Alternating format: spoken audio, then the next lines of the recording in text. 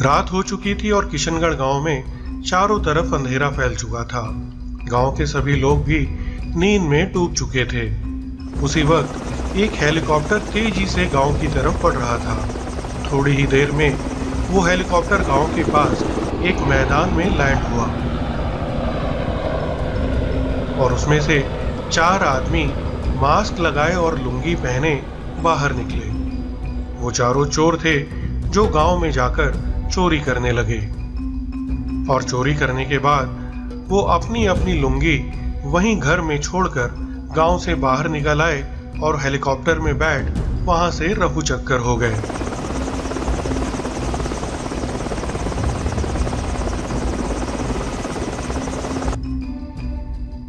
सुबह होते ही गांव में हल्ला मच गया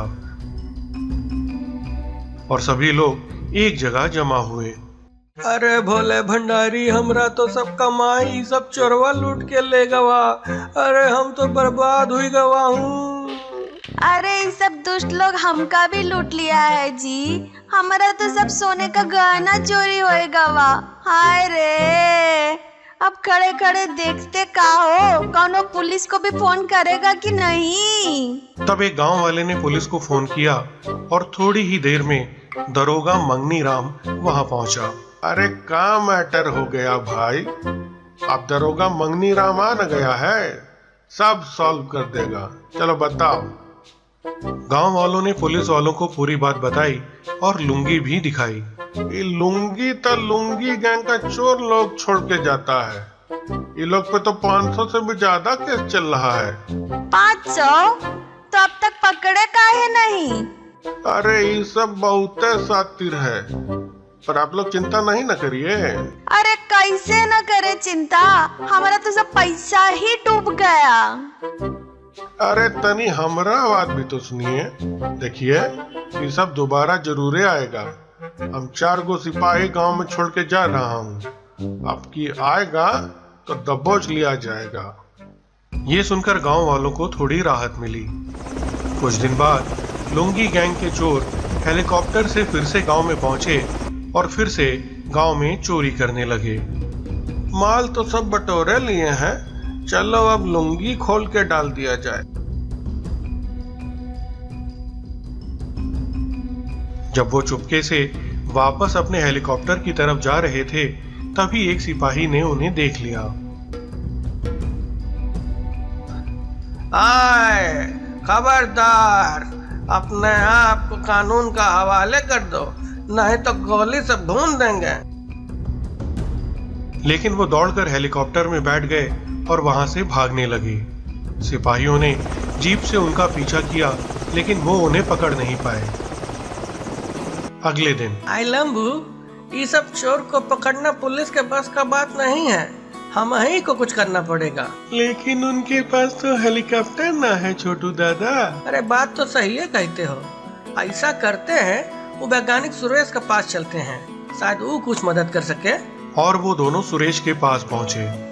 मेरे पास अभी तो हेलीकॉप्टर नहीं है, पर मैं वो बना जरूर सकता हूँ। इसमें कितना टाइम लग जाएगा सुरेश भाई? कम से कम 2-3 हफ्ते का टाइम तो लगेगा ही। अरे इतना में तो पूरा गाँव में लुट जाएगा। कौनो और गजट नहीं है का तुम्हारे पास? एक आइडिया है। मेरे पास चीजों को बड़ा करने वाली एक गन है। उसके इस्तेमाल से तुम अपने आप को बड़ा कर सकते हो। जब वो हेलीकॉप्टर से आएंगे तो तुम्हें दूर से ही दिख जाएगा। ये हुआ ना बात, इसी बहाने हम भी लंबा हो जाऊंगा। तो छोटू मान गया और उस गन की मदद से विशालकाय बन गया। रात होते ही छोटू गांव के साथ वाली पहाड़ी के पीछे छुपकर बैठ गया और हेलीकॉप्टर का इंतजार करने लगा। 2 घंटे बाद उसे वो हेलीकॉप्टर आता हुआ दिखाई दिया।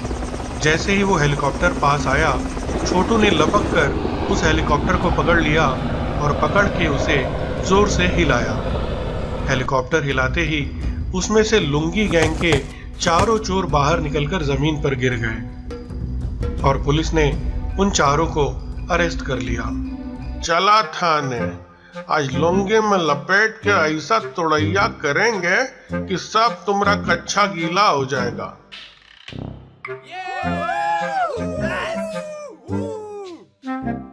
अरे सुरेश भाई, ये चोरवा सब तो पकड़ा न गया, अब हमको भी तो छोटा कर दो। माफ करना छोटू भाई, लेकिन हमारे पास छोटा करने का कोई मशीन नहीं है। का बोले? मशीन नहीं है?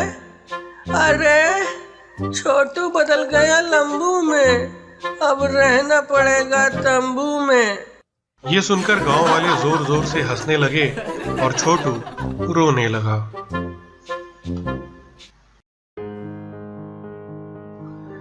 दिसंबर आ चुका था और ठंड भी बढ़ने लगी थी। इसी बीच एक रात, आय लंबू, ये जाड़ा कितना पड़ने लगा है भाई, हमारा तो सब हड्डियां कड़कड़ाने लगा है। अरे छोटू दादा, दिन भर मगरमच्छ का माफिक लेटे रहिएगा तो ठंडी तो लगबे न करेगा। बात तो तुम ठीक है कहते हो लंबू, ये ट्रैक्टर भी तो कितने दिन से ऐसा ही खड़ा है। चलो कल से सब किसान लोग का खेत में जुताई का काम शुरू करते हैं। आधा दिन तुम ट्रैक्टर चलाना और आधा दिन हम, और पैसा भी जो है ना तो आधा आधा बांट लेंगे। ये हुआ ना बात छोटू दादा, चलिए कल से काम पे लगा जाए। और अगले दिन से दोनों बारी बारी किसानों के खेत में जुताई करने लगे। आधा दिन छोटू तो आधा दिन लंबू, और बदले में उन्हें पैसे भी मिलने लगे। लेकिन धीरे धीरे छोटू के मन में लालच आने लगा। का लंबू, चला भाई, हमारा ड्यूटी तो खत्म हुआ, अब तुम्हारा बारी है। हाँ छोटू दादा, और बताइए आज कितना कमाई हुआ? कमाई? अरे कहाँ हुआ है कमाई, कुछ कमाई नहीं हुआ है। ऐसा सवाल पूछ लेते हो। चलो चलो तुम काम पर लगो। अरे लेकिन हम तो ऐसे ही पूछे थे। छोटू घर चला गया और लंबू काम मिलने का इंतजार करने लगा। तभी लंबू ने एक बूढ़े आदमी को सर पे लकड़ियां रख के जाते हुए देखा, जो ज्यादा बोझ होने के कारण ठीक से चल नहीं पा रहा था। अरे बाबा, कहाँ जाइएगा, इतना बोझा काहे उठा लिए हैं? बेटा, जीने के लिए काम तो करना ही पड़ता है। घर थोड़ा दूर है, लेकिन जाना तो पड़ेगा ही। अरे रुकिए, चलिए हम छोड़ देते हैं।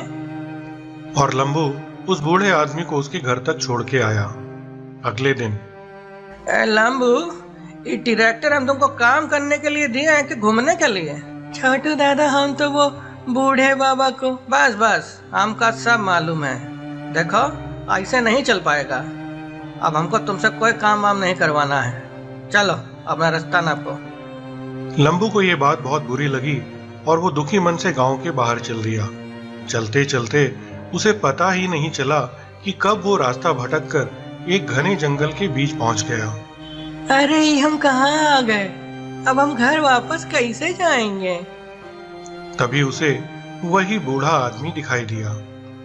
बेटा, तुम यहाँ कैसे पहुँच गए? लंबू ने उसे पूरी बात बताई। बेटा, तुम एक अच्छे आदमी हो। देखो, यहाँ से 4 कोस दूर सोन नदी के किनारे तुम्हारी किस्मत बदल सकती है। तुम जाओ और साथ में ये अंगूठी लेते जाओ। लंबू जब वहां पहुंचा तो देखा कि वहां एक बहुत विशाल मछली है। लंबू को देखकर मछली ने कहा, धरती दहानी दहानी, नदियाँ में बहता पानी, मैं हूँ मछली रानी, क्या है तेरी निशानी? ये सुनकर लंबू ने उसे वो अंगूठी दिखाई। अंगूठी देखते ही वो मछली एक विशाल मछली घर में बदल गई। लंबू जब उस मछली घर के अंदर पहुंचा तो उसे एक जलपरी मिली, जिसने उसे खूब सारा सोने का खजाना दिया और जादू से उसे गांव में उसके घर वापस पहुंचा दिया। कुछ दिन बाद जब छोटू ने लंबू को एक लंबी सी कार में घूमते हुए देखा तो उसे रोक के पूछा, अरे लंबू, हाँ छोटू दादा, अरे इतना पैसा कहाँ से ले आए भाई? लंबू ने उसे सारी बात सच सच बता दी। अच्छा तो ये बात है। देखो हमका ना तो बुढ़ाओ का जरूरत है और ना ही वो अंगूठी का। हम तो अपना लाठी लेके जाएंगे और पूरा खजाना लाएंगे। और फिर छोटू भी नदी किनारे उसी मछली के पास पहुंचा। धरती दहानी दहानी, नदियाँ में बहता पानी, मैं हूँ मछली रानी, क्या है तेरी निशानी? बदले में छोटू ने उसे अपनी लाठी दिखा दी। मछली फिर से विशाल मछली घर में बदल गई। लेकिन जब छोटू अंदर पहुंचा तो वहां उसे एक राक्षसी मिली जिसने उसे सांप और बिच्छुओं के साथ जादू से उसके गांव वापस पहुंचा दिया। सांप और बिच्छू देखकर छोटू जोर से भागा और सब लोग बहुत जोर से हंसे। जान बचा तो लाखों पाया, लौट कर छोटू घर को आया।